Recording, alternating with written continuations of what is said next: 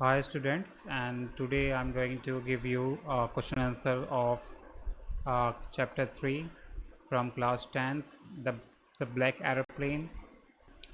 So this question is on page number 36, and the question number 1 is, why was the young seagull afraid to fly, and do you think all young birds are afraid to make their first flight, or are some birds more timid than others?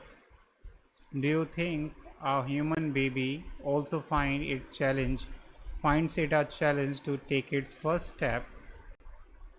So here's the question.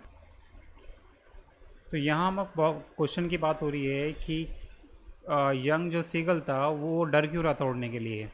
Do you think all the young birds are afraid to make their first flight?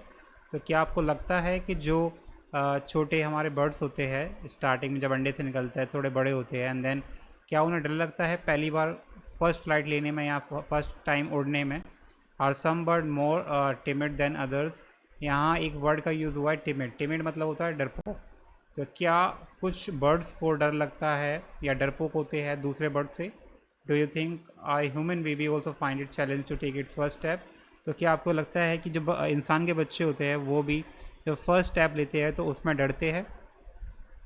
So the answer of this question is, the fear of trying something new like flying for the first time is common not just among the birds but also among the humans. Fine. So यानी कि जब भी कोई चीज़ हम नई try करते हैं वो डर तो हमेशा रहता है. जैसे कि अगर कोई उड़ना भी चाहता है, जैसे कि बर्ड्स उड़ना चाहते हैं इस फर्स्ट टाइम, तो उनको भी वही डर सताता है. Is common not just among the birds. तो ये बर्ड्स में ही कॉमन नहीं है, ये ह्यूमन में भी कॉमन है. Just like the young seagull, human baby also experience fear and find it challenging when they take their first step and learn to crawl and walk independently. So seagull की तरह ही guys, जैसे seagull होते हैं उड़ने में डरते हैं, वैसे ही ह्यूमन बेबीज़ भी को भी डर लगता है स्टार्टिंग में. काफ़ी चैलेंज को झेलना पड़ता है, काफ़ी चैलेंजिंग होता है उनके लिए फर्स्ट स्टेप लेना. स्टार्ट करते हैं कैसे? पहले क्रोल करते हैं स्टार्टिंग में, उसके बाद हम घुटनों से चलते हैं एंड देन वॉक इंडिपेंडेंटली.